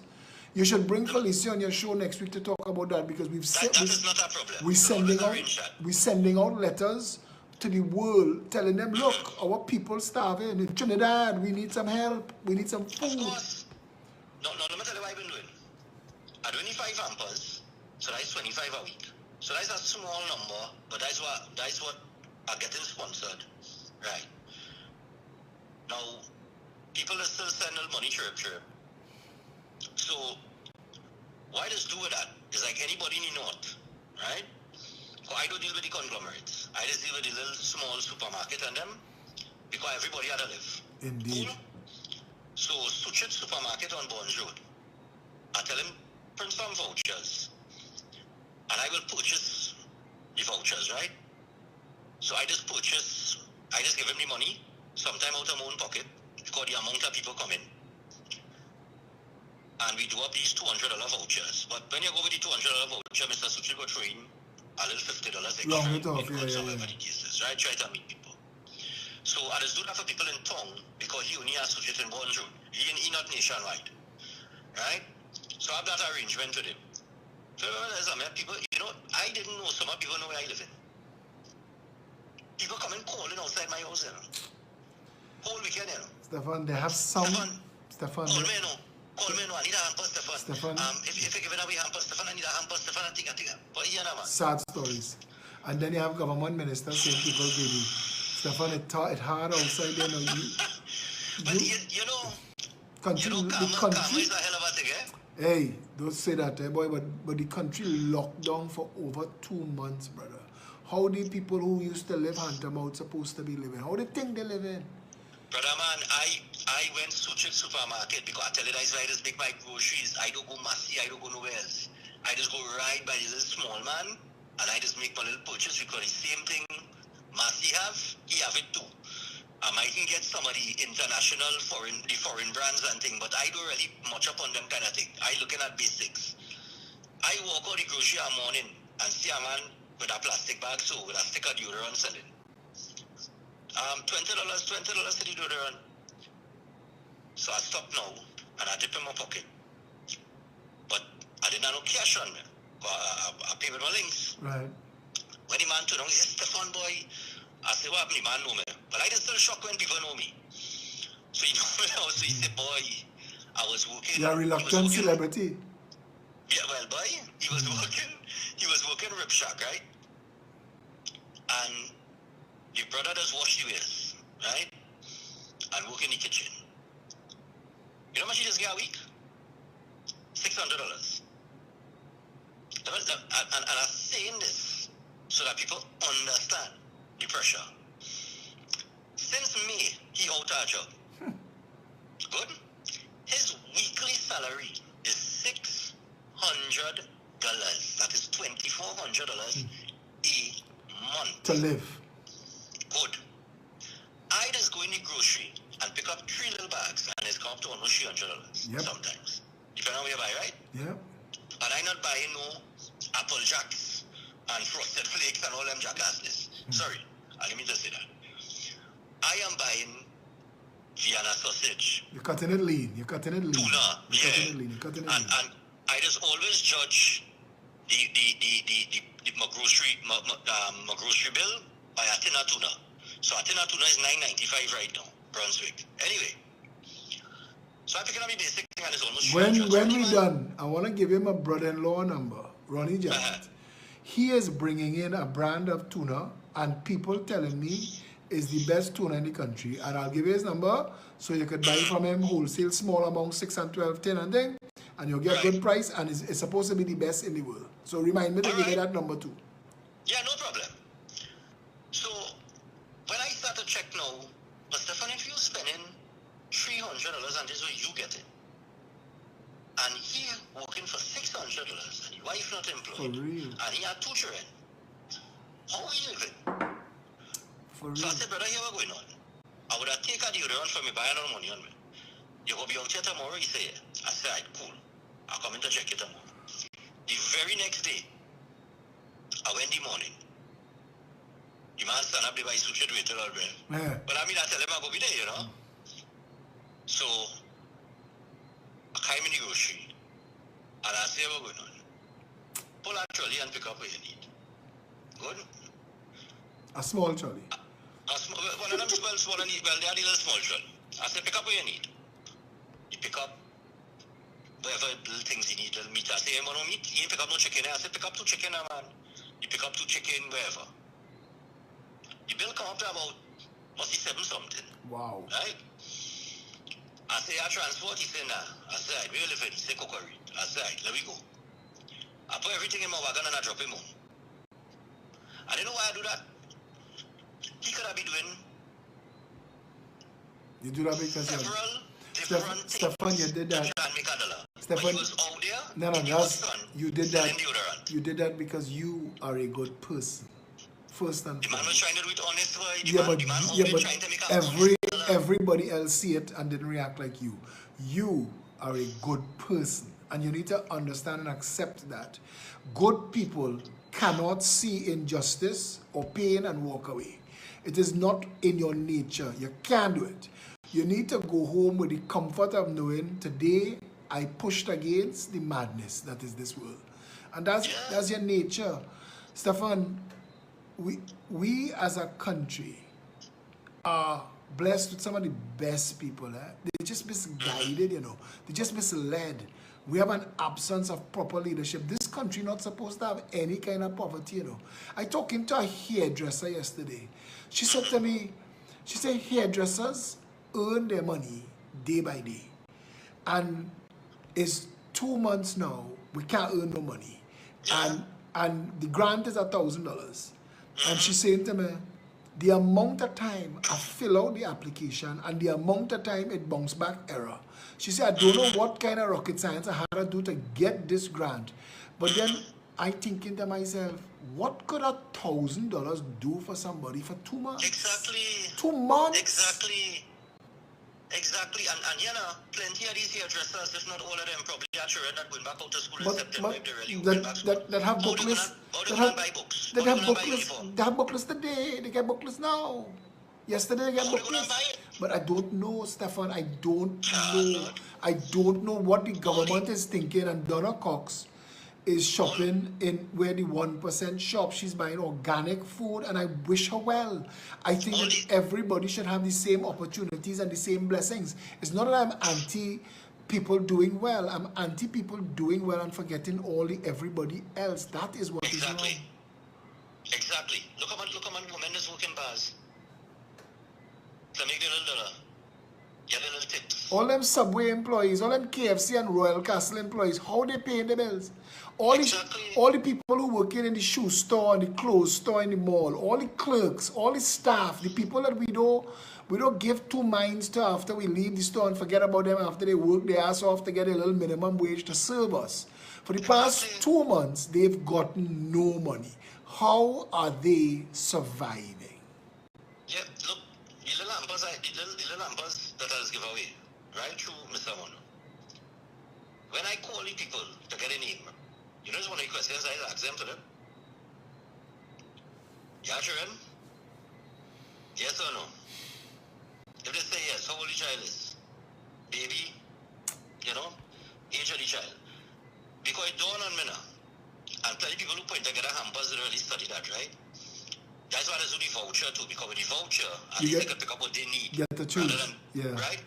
But you might give a hamper to somebody. It might be a woman or a man. They might have a little baby in the family.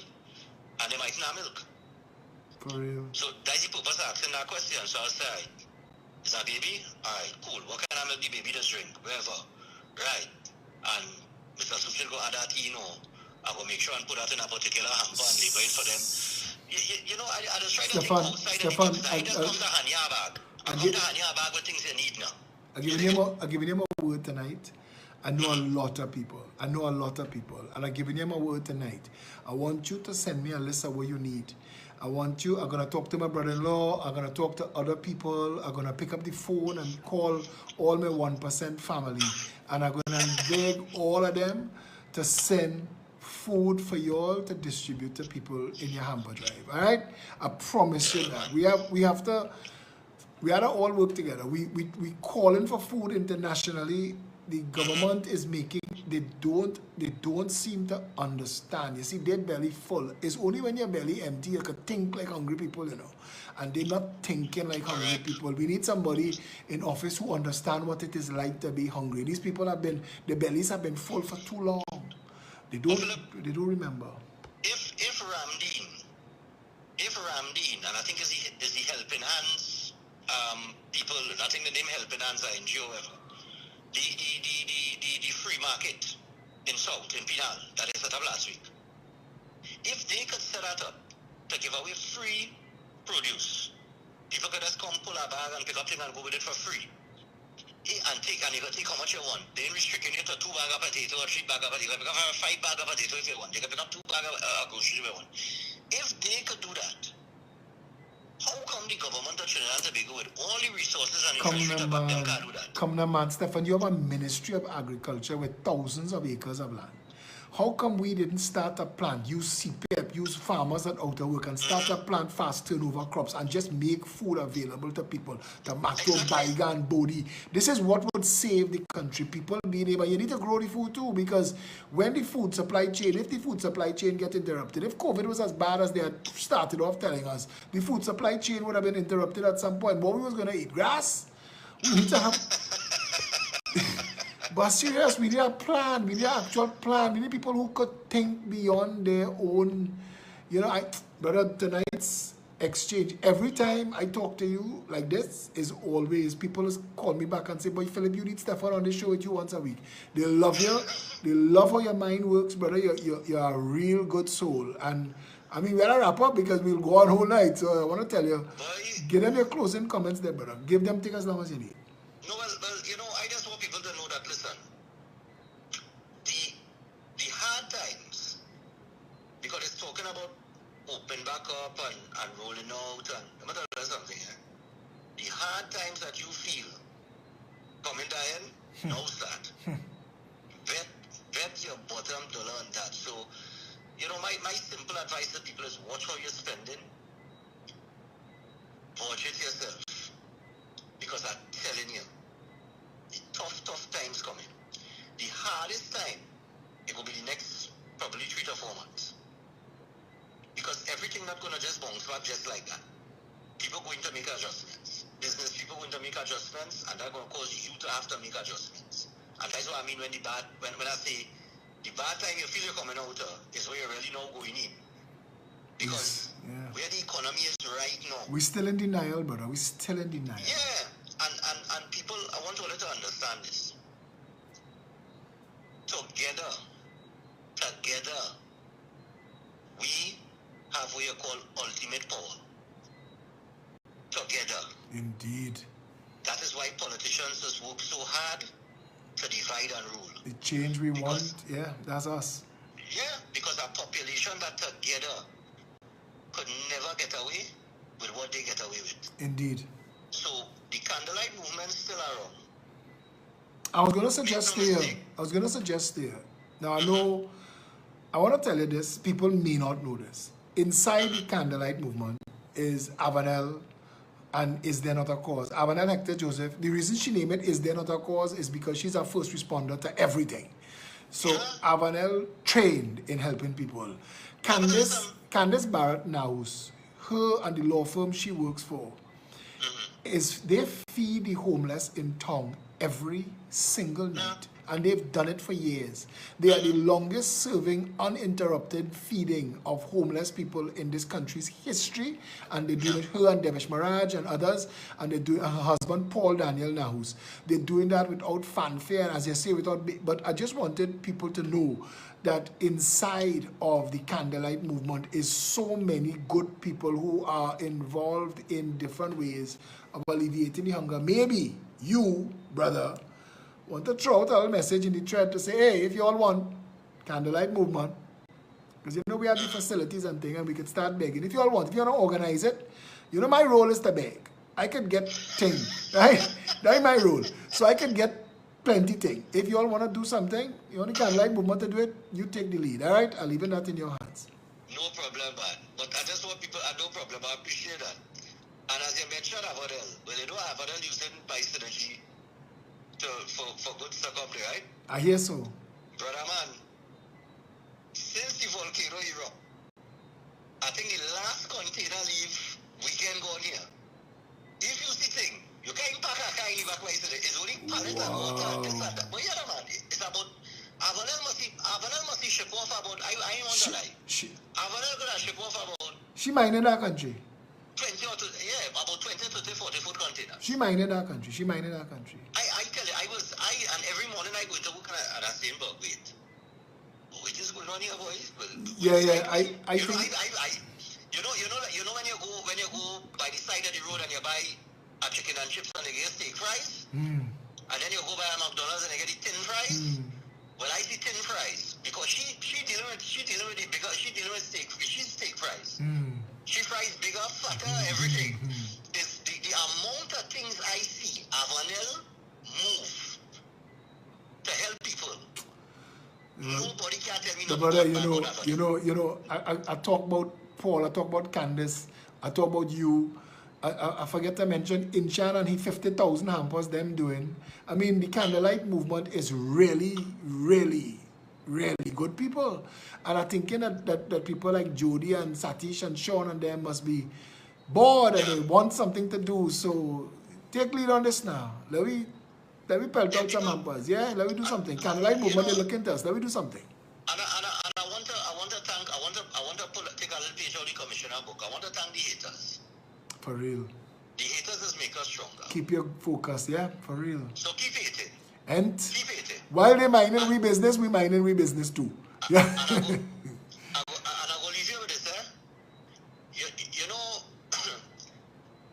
you have a term you just use, and a lot of other political people just use it, right? They just call themselves activists. Well, I's not an activist, eh? I's a realist. For real. Now Activism is for actors. wow. Activism is for actors. We into reality. We're realists. That's So a all that's a debate. Stop calling yourself an activist. That's a debate for another time, but I hear you. No, but stop calling yourself an activist. I hear you. Because when I look around and I see the type of people that is called themselves activists, True. I know them in real. And you know what? And I want to tell you this, you're right, eh? Using the term politician or using the term activist, they overuse now. You're right. I'm going to take some advice. I'm telling you, look around at the people. Look around at the people who just call themselves activists. And you tell me, any one of them is real. For real. Candace, No, but look at that. Look at Jody, Candace, Jody, Avanel. yourself. I mean, look at the team. Felicia, Satish, Sean. I mean, we really have it proper. Inside of there, if we mobilize to feed the country getting fed. Bring up the conversation and looking to you for that. I'm telling you, keep in mind, God Christopher has called himself an activist. You know? I done there. I stick up in there. Thanks a lot, my brother. Thanks a lot. Thanks a lot, my brother. They loved you for tonight again. Thanks a lot for everything that you did and you said. Yeah, man, Stay later. strong. People need to have a great time. See how much good people they have around us? The candlelight movement.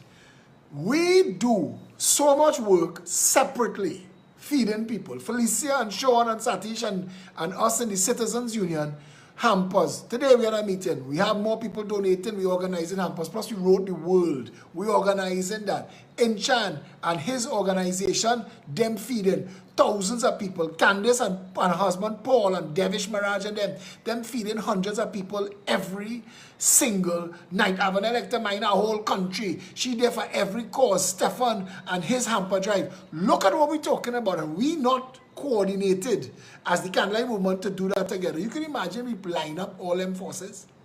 You imagine the power.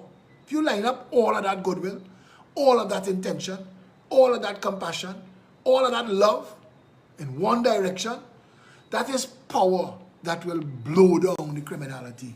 We have a responsibility, and everything Stefan told you all tonight, take it to heart. You have an individual responsibility. Every single raindrop contributes to the flood. It is time for us to flood this nation with good people. It is time the best and brightest among us were the ones who sang in the choir. It is time for us, the people of Trinidad and Tobago, to make this the better country it's supposed to be. The old talk, the shit talk, the troll talk, the all that nonsense, the popcorn talk, all that, throw that away. This is the time now for the... when he was talking, I remember saying, they have an old Native American Indian saying, we are the ones we've been waiting for. We are it. The time of our rescue is now. We have to involve ourselves in it. It is no longer feasible to sit on the sidelines waiting for somebody to come along and rescue you. Join hands, join arms. Many hands make light work. All this thing your mother tell you when you were small, it come into reality now. We have to come together. Listen, what Stefan said tonight, it's over. We wait. Candlelight movement. You see the shirt I wear? Fortuitously. See the shirt I wear tonight? We ain't gone nowhere. All of you who signed that petition, we still have a service to do. Until tomorrow, my good people.